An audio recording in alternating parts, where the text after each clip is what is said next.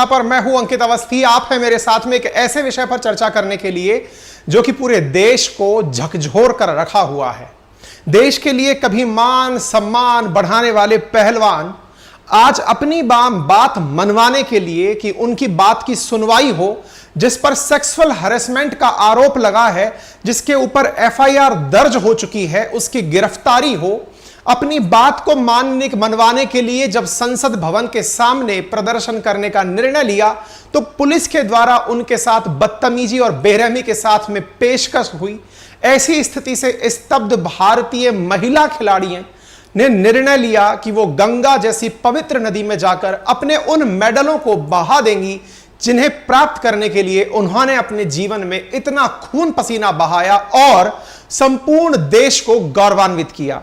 इसी क्रम में आज के सेशन में आज आप जानने वाले हैं पूरी इस घटना को। इसके साथ साथ आप यह भी जानेंगे कि इस दुर्भाग्यपूर्ण घटना पर सरकार की मौन, सरकार की चुप्पी किस हद तक लोगों के अंदर निराशा का भाव पैदा कर रही है। जहां एक और ब्रजभूषण सिंह जैसे व्यक्ति के ऊपर एफआईआर दर्ज हो चुकी है, सेक्सुअल हैरेसमेंट जैसे संगीन आरोप लगे हैं, जिन पॉक्सो एक्ट जैसी घटनाओं के बारे में जिक्र हो रही है, एक्ट जैसी कार्रवाइयों के बारे में चर्चा हो रही है, उसके बावजूद वे संसद जैसे पवित्र स्थान पर पहुंचते हैं, अपने सफेद कुर्ते पजामे में तस्वीरें खिंचवाते हैं। ये सारी घटनाएं आज के समय में, आज के परिवेश में भारत में हर महिला जो भी अपने क्षेत्र में कुछ अच्छा मुकाम हासिल करना चाहती है, उसके मन में एक बहुत बड़ी निराशा, एक बहुत बड़ा डर का माहौल पैदा करती है कि जब देश के लिए पदक जीतने वाले, देश के लिए दुनिया में सर्वश्रेष्ठ पदकों में से एक ओलंपिक जैसे पदक जीतने वाले खिलाड़ियों की बातों की सुनवाई नहीं हो रही है, तो फिर देश में और महिलाओं के साथ क्या होगा, उनकी सुरक्षा का क्या होगा। संभव है जो हाल ही में दिल्ली में एक लड़की के साथ मर्डर जैसी घटना हुई, तो वो शायद वो घटना उसके तुलना में बहुत छोटी घटना ही प्रतीत होगी, जब देश का मान बढ़ाने वाली, देश के प्रथम नागरिकों में प्रथम श्रेणी में खड़े होने वाले खिलाड़ियों में से उपस्थित महिलाओं की बात भी सही या गलत का निर्णय कोर्ट को अगर करने दिया जाए, उनके आरोपों के आधार पर जांच बिठाई जाए, अगर यह सब काम इतना मुश्किल है तो निश्चित ही देश के लिए इससे दुर्भाग्यशाली क्षण कुछ नहीं हो सकता। फिलहाल के लिए इस पूरी घटना पर आपको लेकर चलेंगे, बताएंगे क्या कुछ हो रहा है। हमने पहलवानों के जुड़े हुए मुद्दों पर आपसे हमेशा आए दिन जितनी भी अपडेट रही हैं वो अपने सेशंस में जिक्र की हैं, पर मुद्दा यह हुआ है कि हम उन्हें जिक्र में लाते थे real news and analysis title के तहत। उससे होता यह था कि आप तक वो पहुंचने में देर हो जाती थी, इसीलिए कल जो घटना घटी है आज हम उसे मॉर्निंग में एज एन इशू आपके सामने लेकर हाजिर हो चुके हैं, क्योंकि हमने इन मुद्दों को पहले भी आपके सामने कवर किया है। हमने संसद भवन के इनॉग्रेशन की बात आपको बताई थी और 29 तारीख यानी परसों की ही आरएनए में मैंने जंतर मंतर पर हिरासत में लिए गए पहलवान, उनकी भी खबर कवर की थी। आपको याद होगा 1 मई के दिन ही अपनी पाठशाला पर मैंने पहलवानों के आगे झुकी सरकार करके एक टाइटल लिया था, जिसमें यह बताकर के खुशी जताई गई थी कि पहलवानों के इतने प्रयास फाइनली बर्बाद नहीं गए, ब्रजभूषण सिंह के खिलाफ एफआईआर दर्ज हो गई। आज एक बड़ा प्रश्न जो हर जगह डिबेट में, हर जगह मुद्दों में बना हुआ है वो ये है कि आफ्टर ऑल सरकार इस व्यक्ति को बचाने का इतना प्रयास कर क्यों रही है। किस ईगो से सरकार ने इसे जोड़कर रख लिया है, ऐसा क्या है जिसके चलते नैतिक ग्राउंड पर ही सही इस व्यक्ति को अपने पद से इस्तीफा देते हुए, स्वयं जांच में आगे आते हुए पुलिस के सामने समर्पण कर देना चाहिए था। देश की महिलाओं में किस प्रकार से यह विश्वास पैदा हो कि जिस देश की आधी आबादी महिलाओं से भरी है, उस आधी आबादी के लिए देश का संसद, देश की सरकार सुरक्षा का भाव अपने मन में लेकर खड़ी है। कैसे यह भाव पैदा हो, इसीलिए आज हम यह सेशन आपके साथ साझा कर रहे हैं, क्योंकि ट्विटर पर ट्रेंड कर रहा है रिप फॉर इंडियन डेमोक्रेसी, भारतीय लोकतंत्र को सभी लोग श्रद्धांजलि दे रहे हैं। कारण खास है साथियों, क्योंकि यह कारण जानना भी चाहिए और जानने योग्य भी है, क्योंकि लोकतंत्र बहुतंत्र या भीड़ तंत्र का शासन नहीं होता। अगर भीड़ तंत्र का शासन होता तो फिर किसी की आवाज कुचली जा सकेगी। लोकतंत्र में और भीड़ तंत्र में एक आमूलचूल अंतर है साथियों। लोकतंत्र में फंडामेंटल राइट यानी मूल अधिकार जैसे जो आपको शस्त्र दिए गए हैं, असल में यह अस्त्र शस्त्र जो आपको बचाने के विधान हैं, जब सरकारें अपने बहुमत के आधार पर, भीड़ तंत्र के आधार पर निर्णय लेने लगे। उस समय से बचने के लिए जो तरीके अपनाए जाते हैं वो लोकतंत्र में मूल अधिकार में दिए गए हैं। मूल अधिकारों के माध्यम से सुप्रीम कोर्ट आपके हितों की सुरक्षा करने के लिए बना है। संसद के द्वारा बनाए गए कानून एक आम नागरिक, देखिए एक बात यहां पर समझने योग्य है, कुछ लोगों को शायद ये डेमोक्रेसी का अर्थ भी ना पता हो। लोकतंत्र का अर्थ उन्हें लगता है जनता का, जनता के द्वारा जनता के लिए शासन। यदि यह व्याख्या आपको समझ में आती है तो इस व्याख्या में कुछ अधूरापन है, उसे भी समझ लेना जरूरी है, तब जाकर के शायद आप इस परिभाषा को बेहतर तरीके से समझ पाएंगे। परिभाषा में जहां आप जनता का, जनता के द्वारा जनता के लिए शासन सुनते हैं, वहां यह भूल जाते हैं कि लोकतंत्र में सरकारें चुनी हुई होती हैं और सब लोग सर्वमान्य तरीके से किसी एक व्यक्ति को नहीं चुनते हैं। इसका मतलब यह हुआ कि बहुमत निर्णय करता है कि किसे शासन करना है, लेकिन जो अल्पमत में रह गए उनका क्या होगा। यदि देश के अंदर 100% आबादी ने 50% से अधिक वोट के साथ किसी भी पार्टी को चुना, और जब भारत के अंदर मल्टी पार्टी सिस्टम है तो ऐसी स्थिति में तो 50% से भी ज्यादा लाने की आवश्यकता नहीं है, सबसे अधिक अपना समर्थन लाने की आवश्यकता है। संभव है अगर 6 पार्टी खड़ी हो और 20-20% सबको वोट शेयर मिल रहा हो, तो अगर 21% भी किसी को मिल जाए, अगर 5 पार्टी खड़ी हो 20-20% मिल रहा हो, किसी को 21 और किसी को 19 भी मिल जाए, तो 21% का जो प्रतिनिधित्व करने वाली पार्टी है, संभव है वो पूरे 100% पर राज करे। यह लोकतंत्र की सबसे बड़ी कमियों में से एक है। जहां लोकतंत्र आता है, सुनने में आता है कि जनता का शासन है, लेकिन जनता में बहुमत का शासन है। यह लोकतंत्र का सेकंड विधान है। और उस सेकंड विधान में अगर 21% लोग 100% लोगों पर शासन करेंगे, तो क्या 100% लोगों के अधिकारों की सुरक्षा होगी? और अगर 100% लोगों के अधिकारों की सुरक्षा होगी, तो यदि नहीं हुई तो क्या होगा? ऐसे देश में सुप्रीम कोर्ट की सबसे अहम भूमिका होती है। चाहे आप लोकतंत्र की कितनी भी गणगाथा गाएं, आप कितने भी कानूनों की दुहाई दें, लेकिन लोकतंत्र को बचाने में जो सबसे प्रमुख भूमिका निभाती है वो है न्यायपालिका। कारण क्या है?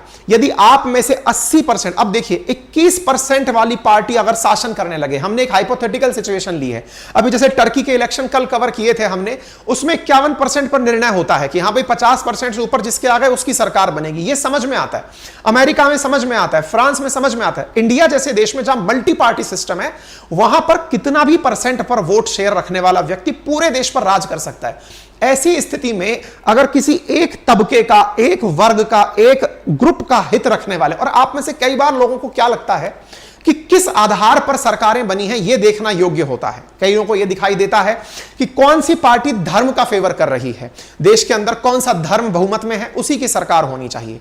लेकिन याद रखिएगा, जब प्रताड़नाएं होने लगती हैं तो वो धर्म देखकर नहीं होती हैं।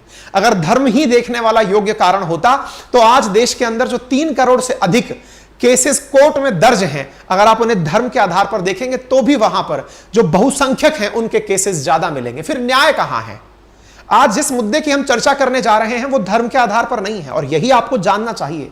देश में religion, race, caste, sex, place of birth, इनके आधार पर डिस्क्रिमिनेशन की मनाही है, और इस डिस्क्रिमिनेशन की मनाही को आर्टिकल 15-16 के तहत हमारे भारतीय संविधान ने मूल अधिकारों के तहत दिया है। और मूल अधिकार सही से लागू हो, यह सुनिश्चित करना सुप्रीम कोर्ट की जिम्मेदारी है। यदि सुप्रीम कोर्ट अपने आप को कमजोर महसूस करेगी, तो क्षेत्र के आधार पर, लिंग के आधार पर, जाति के आधार पर, जन्म स्थान के आधार पर और धर्म के आधार पर ना जाने कितने प्रकार से विभेद होता रहेगा। और यह डिस्क्रिमिनेशन कभी ना कभी किसी ना किसी को प्रताड़ित करेगा, और यह प्रताड़ना लोकतंत्र के लिए सबसे नुकसानदेह होती है। लोकतंत्र की बहाली इस बात पर नहीं कि बहुसंख्यक का शासन है या नहीं, लोकतंत्र की बहाली इस बात पर है कि जो अल्पमत में है, जो व्यक्ति सबसे नीचे की अंत्योदय की स्थिति में खड़ा हुआ है, जो अंत में खड़ा है पंक्ति के, जो सबसे नीचे आपके कैटेगरी में आता हो, चाहे वो धन के आधार पर हो, चाहे वो रिसोर्सेज के आधार पर हो, चाहे वो शिक्षा के आधार पर हो, चाहे वो संपत्ति के आधार पर हो, चाहे वर्ग व्यवस्था के आधार पर हो, उसकी सुनवाई हुई या नहीं, तब जाकर के लोकतंत्र अथवा राम राज्य की स्थापना होती है। जिस लोकतंत्र में राम राज्य की कल्पना गांधी जी ने की थी, असल मायने में वो राम राज्य ये नहीं कि बहुसंख्यक का शासन हो, असल मायने में है कि जो खड़ा हुआ अंतिम पंक्ति में व्यक्ति है उसकी सुनवाई अथवा उसके बारे में किसी प्रकार की विचारधारात्मक बात हुई अथवा नहीं हुई। मेरे प्यारे साथियों, आज जो विषय है जिसके बारे में चर्चा हो रही है, वो विषय आप सबको बहुत परेशान करता है, लेकिन असल मायने में आपको यह नहीं समझ में आता कि लोकतंत्र क्या है। शायद यही सबसे बड़ा कारण है कि आप इस बात को लेकर के अपनी प्रतिक्रिया नहीं दे पाते। असल मायने में लोकतंत्र की व्याख्या जब हम करने निकलते हैं तो उन वर्गों का, जिन वर्गों का, आप में से कुछ लोगों को ऐसा लगेगा कि हो सकता है कि ये तीन पहलवान किसी पार्टी विशेष के बहकावे में आकर या अपोजिशन के बहकावे में आकर ऐसी बात कर रहे हैं। अरे अपोजिशन भी तो अपने ही देश का है, अपने ही देश के तो नागरिक हैं। अगर ये अपोजिशन इनके साथ में खड़ा है, एक बात बताइए, अगर अपोजिशन ना खड़ा हो तो भी तो आप अपोजिशन को ट्रोल करने लगेंगे कि ये लोग कहां चले गए। वैसे हर मुद्दे पर हाय हाय करते हैं, लेकिन अब कहां चले गए। तो पार्टियां, लोकतंत्र में जितना मजबूत सत्ता पक्ष होना चाहिए उतना मजबूत विपक्ष भी होना चाहिए, क्योंकि विपक्ष अल्टीमेटली ऐसे मुद्दे उठाएगा। और अल्टीमेटली अगर विपक्ष मुद्दे उठाएगा तो लोकतंत्र की तो खूबी ही यह है कि विपक्ष जिन मुद्दों को उठा रहा है उन्हें भी सत्ता पक्ष सुने और उनकी सुनवाई करे। यह थोड़ी है कि विपक्ष ने यह मुद्दा उठा दिया तो अब हम इस पर कोई काम नहीं करेंगे। यह लोकतंत्र नहीं है साथियों। और अगर यह लोकतंत्र नहीं है तो यह भीड़ तंत्र है, और भीड़ तंत्र पढ़े लिखों का शासन नहीं होता है। पढ़े लिखों से अर्थ यह नहीं होता है कि आपने 2-4 एग्जाम निकाल लिए, आप पढ़ लिख गए। यह अंधता है, यह लोकतंत्र के प्रति आपका अंधापन है जो आपको दिखाई नहीं देता, जो आपको समझ नहीं आता कि अल्टीमेटली क्या सही है और क्या गलत है। और यह जो अंधापन है ना, यह किसी ना किसी दिन आपको भी उसी चपेट में लेता है और उस चपेट के कारण आप कभी भी उस पर प्रतिक्रिया नहीं दे पाते। इसीलिए ध्यान रखिए कि जब हम लोकतंत्र की व्याख्या करें तो आपको यह ध्यान रखना चाहिए कि अगर अपोजिशन भी कोई मुद्दा उठा रहा है तो वो देश का हिस्सा है। सत्ता पक्ष जब कोई काम करता है तो हम उसके गुणगान करते हैं। हमारे देश का मान जब अंतरराष्ट्रीय स्तर पर बढ़ता है तो हम खुले हृदय से उसका स्वागत करते हैं। लेकिन विपक्ष का काम है कि सत्ता पक्ष के अंदर चुनौतियां देना, सत्ता पक्ष को काम करने के अंदर ये चैलेंजेस लाके बताना कि आप लोकतंत्र को कहां पर क्रॉस कर रहे हैं। और अगर यह सब होता है तभी जाकर एक मजबूत राष्ट्र का निर्माण होता है। और मजबूत राष्ट्र के निर्माण में आपको मालूम होना चाहिए, ब्रिटेन, जहां से हमने वेस्टमिनिस्टर मॉडल लिया, जहां से हम संसदीय व्यवस्था में आज हमारा संविधान 75% तक जिस देश का कॉपी पेस्ट है, दैट इज यूके, जिसको लोकतंत्र को हमने as it is common copy किया, जिसके संसदीय व्यवस्था को कॉपी किया है, जिसकी वेस्टमिनिस्टर व्यवस्था को हमने कॉपी किया है, वहां पर सत्ता पक्ष के जस्ट अपोजिशन में बैठी हुई पार्टी अपनी शैडो कैबिनेट बनाती है। शैडो कैबिनेट का मतलब हुआ कि यदि आपके सत्ता पक्ष में गृह मंत्री है तो विपक्ष के पास भी गृह मंत्री होगा और वो आपको हर काम में चैलेंज देगा। वो आपको बताएगा कि ये काम आप गलत कर रहे हैं, अगर मैं होता तो ऐसा करता। वो अपनी नीतियां जनता को सेम डे बताते हुए चलता है कि यदि गृह मंत्री ने यह काम गलत किया तो हम ऐसे करेंगे, अगर फलाने सिंह ने यह काम गलत किया तो हम ऐसे करेंगे। सत्ता पक्ष के जस्ट सामने शैडो कैबिनेट है। हमारे देश में क्या हो रहा है, हमने केवल भीड़ तंत्र तो ले लिया, हमने जनता का शासन तो ले लिया, लेकिन जनता के प्रति हमारी जो हमारी जवाबदेही है, जो हमारी रिस्पॉन्सिबिलिटी है, जो जनता के प्रति हमारी अकाउंटेबिलिटी है, हम उससे कहीं तक भी कनेक्टेड नहीं है। और अगर ऐसी स्थिति होती है तो यही सब दृश्य बनते हैं। रिप फॉर डेमोक्रेसी ट्रेंड करने लगता है। देश के लिए पदक जीते हुए खिलाड़ी जाकर गंगा में अपने पदक बहाने निकल पड़ते हैं। आपको लग सकता है, एक जो सबसे कॉमन चीज लग सकती है वो क्या है कि ये पॉलिटिकली मोटिवेटेड है। चलिए, पॉलिटिकली मोटिवेटेड है तो क्यों नहीं? अगर यदि इनका मोटिवेशन पॉलिटिकल है तो क्या गलत है क्या? एक बार के लिए अगर कोई यह सवाल पूछ ले इन सबसे कि क्या आप सांसद बनना चाहते हैं, बनिए ना भाई। अगर आप सांसद बनना चाहते हैं तो अच्छी बात है देश के लिए। अगर ओलंपिक पदक जीते हुआ कोई व्यक्ति देश के लिए चुनाव लड़कर के, जनता के माध्यम से चुनाव जीत करके सांसद बनना चाहता है तो उसमें गलत क्या है? क्या सांसद बनने का कॉपीराइट है क्या किसी के पास? विधायक बनने का कॉपीराइट है क्या कि इसी तरह से बनेगा? बिल्कुल नहीं है भाई। आप में काबिलियत है, आपको लगता है कि आपको बनना है, तो पॉलिटिकली मोटिवेटेड होना गलत कहां है? अगर इनके साथ में अपोजिशन खड़ा है तो गलत कहां है? क्या विपक्ष को देश के मुद्दे नहीं उठाने चाहिए? उठाने चाहिए, और ये उठाएंगे। क्या देश के नागरिकों की बात नहीं सुनी जानी चाहिए? यह बड़ा सवाल है।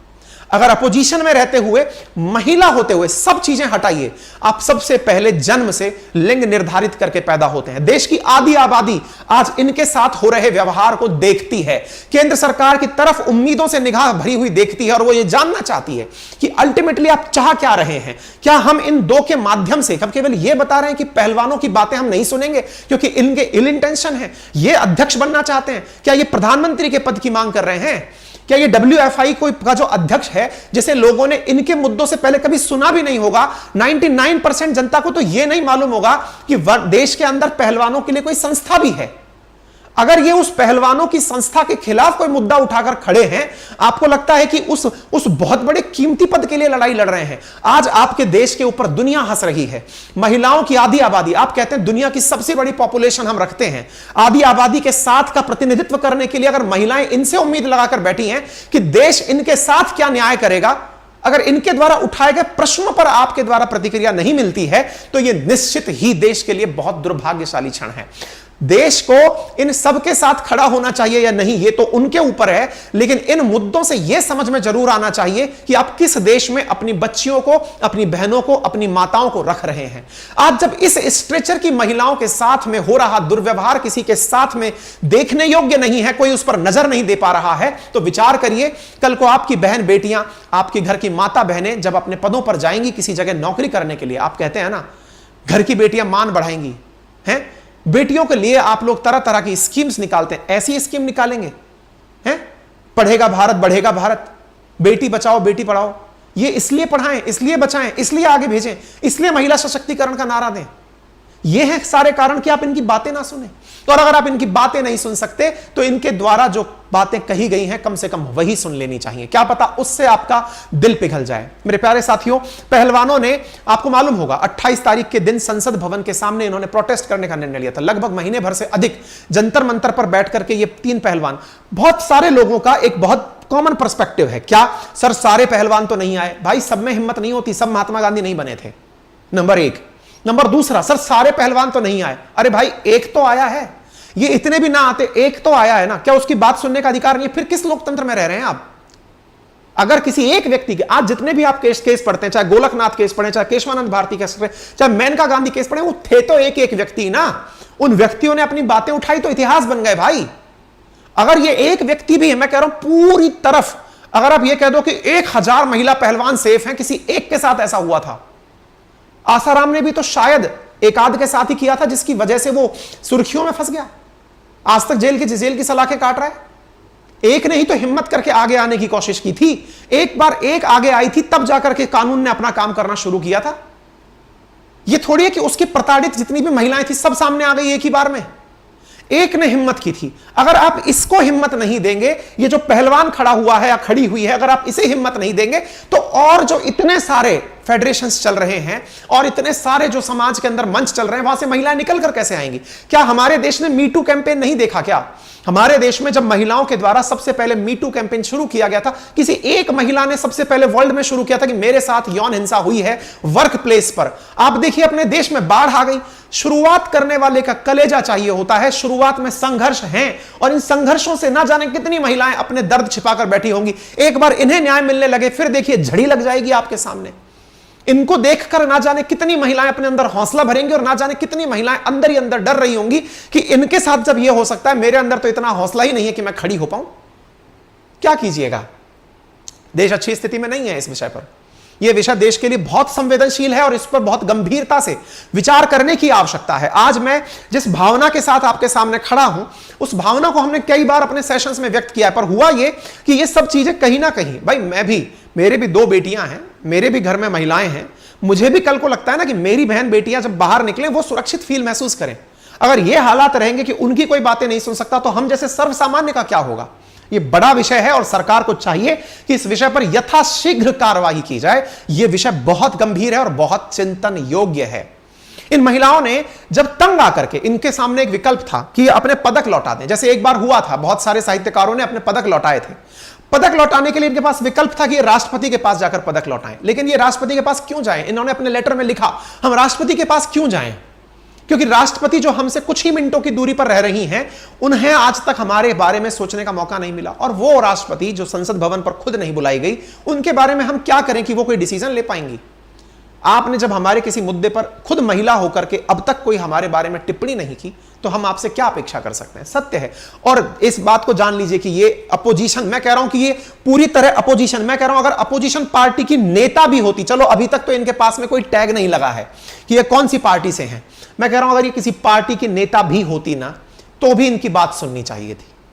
अगर ये किसी पार्टी की नेता होती और ये नेता होकर एलिगेशन भी लगाती ना, तो भी सुनना चाहिए था चाहे विपक्ष के कितने भी इल इंटेंशन होते तो भी सुनना चाहिए था। सुनवाई का अधिकार, right to hear, right to, ये जो इंफॉर्मेशन है ये हमारे देश के प्रमुख अधिकारों में से है भाई। खुलेआम अगर उनका उल्लंघन होगा, हमारी देश की बहन बेटियों का क्या होगा ये सोचने योग्य है। आप सबकी बहन बेटियों का क्या होगा ये सोचने योग्य है। मेरे प्यारे साथियों, बजरंग पूनिया ने, इन्होंने अपनी बातें जो लिखी, साक्षी मलिक ने जो बातें लिखी, उन्होंने कहा कि हमने मेहनत से जितना भी अपने पदक अर्जित किए, देखिए वो दिन हम सब के लिए गूज बम्स खड़े करने वाला होता है जिस दिन हमारी बहन बेटियां विदेशों में जाकर, अरे कोई भी हमारे देश के, चाहे पैरा एथलीट हो, हमारा देश का कोई भी खिलाड़ी दुनिया में जाकर जब भारत का तिरंगा ऊंचा करता है ना, तो शान से, अरे हम तो फिल्में, चक दे इंडिया जैसी फिल्में देख करके एकदम रोम रोम पुलकित हो उठते हैं। ये तो रियल लाइफ के हीरो हैं, जिन्होंने रियो ओलंपिक्स, जिन्होंने ओलंपिक्स के अंदर, जिन्होंने राष्ट्रमंडल खेलों के अंदर, जिन्होंने एशियन गेम्स में अंदर ना जाने कितनी बार अंतरराष्ट्रीय मंच पर भारत का गर्व, भारत का सीना गर्व से ऊंचा किया है। और अगर ऐसी स्थिति है तो ये वाली लाइन लोगों के द्वारा जो लिखी गई, पत्र पत्रिकाओं के द्वारा, अपोजिशन के द्वारा लिखी गई, वो शायद सही बैठती होगी कि मोदी के अहंकार से हार गई बेटियां। क्योंकि आप जब ये कहते हो कि बस पूरे देश के प्रधान आप हैं, संसद पर आपका अधिकार है, आप उसका इनॉग्रेशन करेंगे, जमता है, लोग प्रशंसा करते हैं आपकी कि आपने, ठीक है, आपने देश के बारे में अपने आप को प्रधान समझा, लेकिन प्रधानमंत्री जी अगर आप देश के प्रधान हैं, संसद पर आपका अधिकार है कि आप उसका इनॉग्रेशन करने जाते हैं इस हक से कि मैं देश का नेतृत्व करता हूं, तो ये बेटियां भी आपसे कुछ अपेक्षा करती हैं। और ये साधारण, हम साधारण की तो बात ही नहीं कर रहे जनाब, ये अति साधारण नहीं, ये अति विशिष्ट बच्चियां हैं। बच्चियां इसलिए विशिष्ट हैं क्योंकि जनाब इन्होंने ना जाने कितनी बार आप जैसे लोगों से सम्मान प्राप्त किया होगा, ना जाने कितनी बार इन्होंने आपके ट्वीट, आपके मैसेजेस में जगह पाई होगी, इन्हें कितनी बार सम्मानित देश ने, दुनिया भर ने किया होगा। आज अगर वो इस स्थिति की तरफ जा रही हैं तो ये निश्चित ही लाइन अपनी जगह सही बैठती है। और अगर ये लाइन सही बैठती है ना साथियों, तो ये हम सबके लिए चिंता का विषय है। जब बेटियां निकलती हैं और निकल करके अपने पदक बहाने गंगा नदी की तरफ जाती हैं, इन्होंने कहा कि हम हरिद्वार जाकर के अपने पदकों को गंगा नदी को समर्पित कर देंगे। अगेन इस बात को दिमाग में रखते हुए कि दे आर पॉलिटिकली मोटिवेटेड, तब भी आप इस पूरी घटना पर अपनी राय रखिए, क्योंकि यह राय रखना आपका अधिकार है। लोकतंत्र में चुप्पी सबसे बड़ा गुनाह है। जिस तरह से हम लोकतंत्र में जब वोट हो रहे होते हैं तब वोट ना दे करके अपने आप की आंखें कबूतर की तरह बंद करके सोचते हैं कि बिल्ली मुझे नहीं खाएगी, वही सबसे बड़ी गंदगी लोकतंत्र में अपनी राय ना रखना होता है। अगर आपकी राय से किसी का भविष्य बनता और बिगड़ता है तो लोकतंत्र में आपकी भूमिका है, अदरवाइज आप केवल शासित होने के लिए बने हैं और फिर जब आपका शोषण हो तो आप उस पर कोई प्रतिक्रिया मत दीजिएगा। मेरे प्यारे साथियों, राकेश टिकैत जी, जिन्होंने खूब अच्छे से किसान आंदोलन का नेतृत्व किया, किसानों के मुद्दे पर सरकार को झुकना पड़ा, 3 बिल वापस लेने पड़े, उनकी तरफ से एक ट्वीट किया गया और कहा कि भारतीय किसान यूनियन के राष्ट्रीय अध्यक्ष और बलियान खाप के प्रधान चौधरी नरेश टिकैत जी व अन्य खापों के प्रधान पहलवानों से मिलने हरिद्वार जल्दी पहुंच रहे हैं। पहलवानों से अपील की कि आप अपने मेडल गंगा नदी में ना बहाएं, आपको रोकने के लिए प्रधान किसान ये सब पहुंच रहे हैं। और ऐसी स्थिति में राकेश टिकैत जी द्वारा ट्वीट किए जाने के बाद में महिलाओं के पास में नरेश टिकैत, जो कि राष्ट्रीय अध्यक्ष व बलियान खाप के प्रधान हैं, वो पहुंचते हैं, हरिद्वार पहुंचते हैं और इन बच्चियों से इनके पदक गंगा नदी में बहाने से पहले उन्हें रोक लेते हैं और कहते हैं, आप क्या लग रहा है, मतलब ये किसी फिल्म की कलाकार है क्या, है ये कोई एक्ट्रेस है क्या, कैटरीना कैफ या कंगना रनौत है क्या, जिनकी फिल्म की शूटिंग चल रही है, कि नहीं इनको तो रोना भी है, इनको तो अपने पदक बहाने से पहले पूरा इमोशनल ड्रामा करना है। अरे इन्हें जितना सम्मान आप एक चुनाव जिताकर दे देंगे ना, एटमैक्स क्या बना देंगे आप इन्हें। अगर ये मान लीजिए पॉलिटिकली, एक बार फिर समझते चलिए पॉलिटिकली मोटिवेट, ये विधायक बन जाएंगी, सांसद बन जाएंगी, क्या दे दीजिएगा आप उन्हें। उससे ज्यादा तो ये पदक जीत के आती है, उससे ज्यादा सम्मान पाती है, उससे ज्यादा वैल्यू पाती है, दुनिया इनका सम्मान करती है और उससे ज्यादा पैसा कमाती है। अगर इनका मोटिवेशन यही है तो इन्हें तो सम्मान की कमी नहीं थी ना इनको सम्मान की कमी थी, ना इनको पहचान की कमी थी, ना इन्हें इज्जत की कमी, सब कुछ तो था। उसके लिए ये ड्रामे हो रहे हैं क्या? नहीं जनाब, ये अपने हृदय से अपनी हार्ड अर्न मनी जब कोई कमाता है, अपनी हार्ड अर्न देश के लिए कोई सम्मान जीत कर लाता है, वो दृश्य है ये। आप इसे अगर ड्रामा समझते हैं तो ये आपका बहुत बड़ा अंधापन है, ये बहुत बड़ी अंधता है आपकी, जो आप नहीं देख पा रहे हैं। आपके मन में इस तरह का जो दृश्य आने के बाद भी अगर आपका दिल उद्विग्न नहीं होता तो अपना जाइए और इलाज कराइए, कहीं पूछिए कि मेरे साथ कुछ गड़बड़ तो नहीं हो रहा है, मैं कहीं वर्णांध तो नहीं हो गया, मुझे दिख क्यों नहीं रहा है कि देश में क्या हो रहा है। ऐसी स्थिति में आप अगेन इनके साथ में ये नेताजी पहुंचते हैं, मेडल लेते हैं। अरे कोई तो आगे आएगा भाई, कोई तो इनके साथ आकर खड़ा होगा। ये आए हैं, आकर के इनके मेडल वापस रुकवाए हैं और कहा है कि बहनों हमें 5 दिन का समय दे दो, हम पूरी कोशिश करते हैं, सरकार को 5 दिन का अल्टीमेटम देते हैं, अगर 5 दिन में इसका निर्णय नहीं हुआ तो फिर आप और हम सब मिलकर के निर्णय लेंगे और निश्चित ही इनके द्वारा किया गया अल्टीमेटम से अगर सरकार काम करती है, क्योंकि किसान आंदोलन में भी यही हुआ था, किसान जब डटे रहे अपनी मांग पर, कई दिनों तक डटे रहे, तब जाकर के किसान बिल वापस हुए थे। आज फिर से वही मौका है और वही दस्तूर है। ऐसी स्थिति में यह जानने योग्य बात है। तो यह आपने सारी कहानी देख ली और अल्टीमेटली ये सारी चीजें आपने मेडल बचाए। फिलहाल कोई भी नेता बाहर आए और इसके बाद में आपको मैं हल्का सा जानकारी दे दूं, जिन जिन महिलाओं की आप बात कर रहे हैं, साक्षी मलिक देश के लिए पहली बार महिला रेसलर जिसने ओलंपिक पदक जीता, वो खिलाड़ी हैं साक्षी मलिक, जिनके पास में लिस्ट है खिलाड़ियों की, जिनके पास में लिस्ट है कि उन्होंने कितनी प्रकार से अपने गिफ्ट जीते हैं। ऐसे आप बजरंग पूनिया देखें, वर्ल्ड चैंपियनशिप में 4 बार, एशियन में 10 बार, ओलंपिक में 1 ब्रॉन्ज मेडल जीत चुके हैं। साथियों, जब हम पदक तालिका देखते हैं ना, परीक्षाओं के लिए जब आप पढ़ रहे होते हैं, पदक तालिका देखते हैं, बड़ा दुर्भाग्यपूर्ण स्थिति में माथा पकड़ रहे होते हैं कि देश को इतने कम पदक क्यों मिलते हैं। अरे कौन लाएगा आपके लिए पदक जब इन बच्चों के साथ में कोई राय नहीं होगी। तो ये सब आपके सामने खड़ा हुआ सारा सीन देख लीजिएगा। विनेश एशियन गेम्स के अंदर गोल्ड मेडल जीतने वाली दिल्ली पहली महिला रेसलर है। एशियन गेम्स में गोल्ड मेडल जीतने वाली देश की पहला महिला रेसलर। अरे आप ये मानते हुए कि चलिए ये तो पूरी तरह अपोजिशन के, तो क्या अपोजिशन की बात सुनने का अधिकार सरकार के पास से छीन लिया है क्या किसी ने, या न्यायपालिका के पास अधिकार नहीं है, या सरकारों को नहीं सुनना चाहिए? अगर आप राजनीति केवल इतना बोल करके कि नहीं ये पॉलिटिकली मोटिवेटेड है, ठीक है, मान लीजिए कि पॉलिटिकली मोटिवेटेड आगे, तो क्या अपोजिशन को खत्म कर देंगे, मार दीजिएगा अपोजिशन को कि नहीं साहब ये सरवाइव नहीं करेंगे, देश में केवल बहुमत का शासन हो? जी ऐसा नहीं होता है। और अगर किसी को ऐसा लगता है कि बहुमत का शासन होता है तो वही ध्यान से देखें, ये साक्षी मलिक हैं, ये बजरंग पूनिया हैं और ये साक्षी मलिक विनेश फोगाट हैं, ये भी आप और हम में से ही एक हैं। ऐसी स्थिति में आप बहुमत का शासन बोल करके अपने आप को बचा नहीं सकते। किसी दिन आप इस जगह खड़े होंगे और आप अपने हक की लड़ाई लड़ रहे होंगे, कोई नहीं सुनेगा। ऐसी स्थिति में सरकार से अपेक्षा की जाती है कि माननीय जिस तरफ आप खड़े हैं उस तरफ अगर कोई भी होगा वो आपसे अपेक्षा करेगा कि आप इस पर निर्णय लें। और एक ये बहुत ही दुर्भाग्यपूर्ण स्थिति है। देखिए आप, मतलब इससे ज्यादा आप क्या कहेंगे। केंद्रीय मंत्री मीनाक्षी लेखी का एक वीडियो कांग्रेस ने पोस्ट किया है और ये करना चाहिए। मीनाक्षी लेखी केंद्रीय मंत्री होकर के वो, उनसे एक महिला पत्रकार बार बार पूछे जा रही है कि मैम रेसलर्स बैठे हैं उनके लिए क्या बात है। मीनाक्षी लेखी भागने लग रही हैं। आप 30 मई की एक खबर देखिए, मीनाक्षी लेखी केंद्रीय स्तर की मंत्री हैं, उनसे एक पत्रकार पूछ रहे हैं कि मैडम रेसलर्स अपने मेडल बहाने जा रहे हैं, आप कुछ कर क्यों नहीं रही हैं? चलो चलो चलो चलो चलो चलो। मीनाक्षी लेखी दौड़ लगा रही हैं, केंद्रीय मंत्री महोदय दौड़ लगा रही हैं। मंत्री बोलकर निकलती हैं कि कानून में उनकी प्रतिक्रिया चल रही है, कानून काम कर रहा है जनाब। देखिए ये सब चीजें हैं, आप अगर इसको कैसे देखते हैं ये आपके ऊपर है। कुल मिलाकर के स्थिति ये है। मैम महिला सांसद होकर आप कुछ क्यों नहीं बोल रही हैं? तो ये मुद्दा अब बहुत ज्यादा संवेदनशील है और इस मुद्दे पर सभी को सतर्कता पूर्वक तरीके से ये निर्णय लेना चाहिए कि देश को, सरकारों को ये समझना चाहिए, क्योंकि अल्टीमेटली ये किसी भी तरीके से देश की महिलाओं को सुरक्षा का भाव तो नहीं देता है। और जब सुरक्षा का भाव नहीं देता है तो अल्टीमेटली ये कहीं ना कहीं आपके मन में एक विश्वास पैदा करने से कमी करता है कि साहब हमारा क्या होगा। विपक्ष को मौका मिलेगा। अरविंद केजरीवाल जी खूब अच्छे से ट्वीट कर रहे हैं, आंखों में आंसू निश्चित ही हैं। टीएमसी बोल रही है कि हम मानवाधिकार आयोग से निवेदन करते हैं कि वो इस मुद्दे पर संज्ञान ले कि जो बच्चियों के साथ पुलिस ने किया उस पर क्या राय है। संसद के सामने जाना निश्चित ही गलत है क्योंकि उस समय सुरक्षा व्यवस्थाएं लगी थी, लेकिन आप इतने बड़े लेवल के व्यक्तियों के साथ में आप बातचीत करके मामला नहीं सुलझा सकते हैं? हम रशिया यूक्रेन के मुद्दे पर कहते हैं कि आप डिप्लोमेसी करिए, डायलॉग करिए और पीस स्थापित करिए, और आप बच्चियों के साथ में इस तरह से आप व्यवहार करेंगे। क्या आपकी यहां डिप्लोमेसी, डायलॉग या पीस, ये तीनों मुद्दे फेल हो गए क्या? देश के लिए सोचने वाली बात है। हम अंतरराष्ट्रीय मुद्दों पर बड़ा गर्व करते हैं कि इंडिया का स्टैंड है diplomacy, peace and dialogue, DDP. हम ये अपनाते हैं तब जाके रशिया यूक्रेन युद्ध शांत करवाना चाहते हैं। अपने देश के अंदर जो मुद्दे चल रहे हैं उन पर क्या करिएगा? उनके ऊपर क्या डिप्लोमेसी नहीं चलती क्या? डायलॉग नहीं चलता क्या? पीस नहीं होती क्या? अगर नहीं होती तो ये आपको ये ट्वीट देखना चाहिए अनिल कुंबले का, जिन्होंने ये बात बहुत अच्छे से उठाई है। एक खिलाड़ी ने होकर के बात उठाई है। उन्होंने लिखा कि रेसलर्स के साथ जो बात हुई उसका रिजोल्यूशन संभव था, उसकी बातें संभव थी, बातचीत बैठकर हो सकती थी। उनके साथ पुलिस की झड़पें होना, ये तो फिर वही वाली बात हो गई।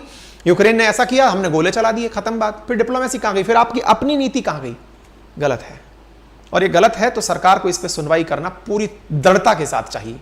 और ऐसी स्थिति में जब ये हर की पौड़ी पर पहुंचते हैं, अपने पदक डालने लगते हैं, तो वहां पर भी प्रतिक्रियाएं आने लगती हैं। खैर, बाकी आपकी अपनी राय है, लेकिन जो वर्ल्ड के अंदर जो संस्था है UWW, जो कि यूनाइटेड वर्ल्ड रेसलिंग एसोसिएशन है, उसकी प्रतिक्रिया जरूर आ गई है। उसने कहा है अगर इस मुद्दे पर, या फिर ये जो WFI है, जो मतलब हॉकी का, ये रेसलिंग का जो फेडरेशन है इंडिया का, अगर इसके इलेक्शन दोबारा 45 दिन के अंदर अंदर नहीं हुए तो हम इसे सस्पेंड कर देंगे। कि आप WFI का, ये UFI का, ये UWW यूनाइटेड वर्ल्ड रेसलिंग का स्टेटमेंट देख सकते हैं, जो इन्होंने पूरी तरह से लिखा है। इन्होंने कहा है, यूनाइटेड वर्ल्ड रेसलिंग ने कहा कि हालिया घटना चिंताजनक है, और यह और भी ज्यादा चिंताजनक है कि पहलवानों को धरना देने से पुलिस द्वारा अस्थायी रूप से हिरासत में लिया गया, जिस पर वे स्थान वे 1 महीने से विरोध कर रहे थे, उस जगह को भी प्रशासन ने साफ करवा दिया।